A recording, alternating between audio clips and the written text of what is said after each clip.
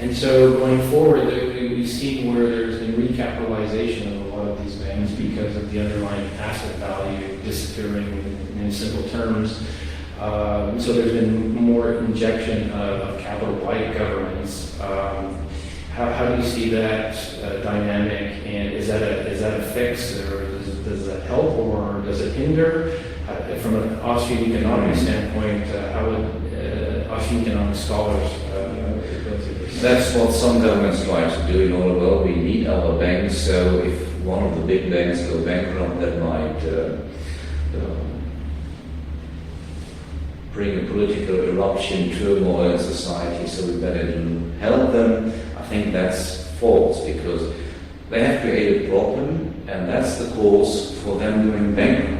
But keeping them away from bankruptcy is even worse, because then it's even more difficult for the market to recover. It's now very expensive. That's the bill right now. It's better for us. Even if redistribution would be included, it's not necessary, but even if, it's better to pay the bill right now rather than to make the problem, the bill, a bigger one, and leave it to the next generation. But that's a problem with politics, that they have incentives to leave it to the next generation. And if people are not seeing that, being enlightened how these political, economical issues are worked together, then it's difficult to change the situation. So the more people are educated in these issues, the better it is in the long run to have safer politics for economy. Professor, with everything that's happened as well in the marketplace over the last 6 to 12 months, many politicians believe, or many people believe, that one of the ways we can improve the economy going forward is to spend our way out of the trouble, spend our way out of the problems. And I'm curious that I'm not sure if that's really a solution or something that can help, especially when we consider for a lot of normal families, for instance, that are hurting now. Perhaps one of them have lost a job and they're trying to make ends meet on a limited budget. This is, first, it doesn't really sound very keen to them that they should go out and spend their money. But even if they did have money to spend at the moment, would this necessarily help the economy to get out of its existing position? No, not at all, because spending money does not create wealth. Wealth creation is not the other way around, that you produce and that you create savings in order to be in a position to consume in the future. And that is a principle which needs to be understood. If you inject more money right now for consumption at the moment, of course you give it a boost, but in the next round people will not have that money any longer, which they have otherwise saved, following their own personal calculation. And that's the basic problem, that people do not see, or those politicians do not see, that this cannot work. You cannot simply by increasing money, either by putting it into the flow of money or by asking those who have the money to spend it, to increase the wealth. The amount of goods does not change. It has no relation to money or the amount of money which is at the market. You could increase the money to a certain amount as you wish, but that would in no way change the goods on the other side of the table. And the wish to have this amount of goods growing can only be fulfilled if you allow people to act on the market without these diverted price signals to come in with these price signal functions again. Okay, so for the average person looking at what their politicians are doing right now, or suggesting right now, having put a lot of money into the market, whether it's been earmarked for banks or whether it's been earmarked for some of the largest corporations, such as the car manufacturers and such, what would be the proper, say, solution, remedy, or medicine that really society needs to take right at the moment, going forward?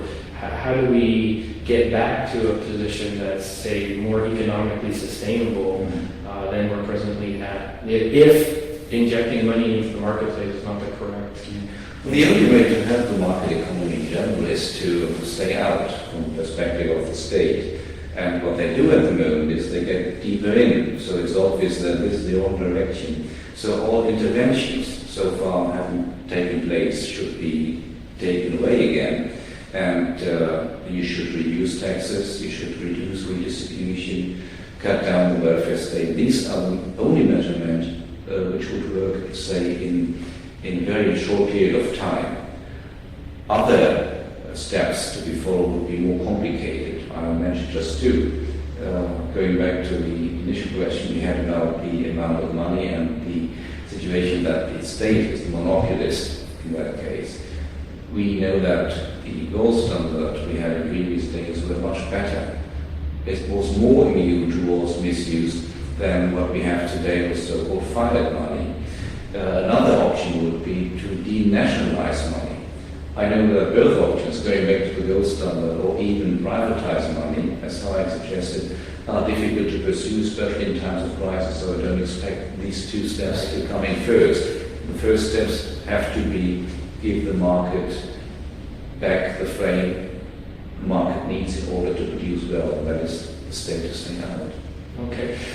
Perhaps on the gold standard, maybe just to elaborate a little bit, because I know that this does come up in conversation actually in other interviews with different economists, and many people learn about the gold standard when they go through universities. Why would the gold standard aid us, or why would it be a better system than the system that we have right now as the dollars that we all hold in our pockets? Yes, well, the amount of gold is restricted. I mean, you can find new gold in order to have new coins and put them into the market. That's possible, but we know the mines existing at the moment, so we can make calculations how much new gold would come in. Whereas where you have fiat money, you simply have to go to the printer, simple terms, and put bring new notes, bank notes, and put it into the market. That's an old cycle described by Mises, in which he explains once you have that tool to print money, you start, give it to the,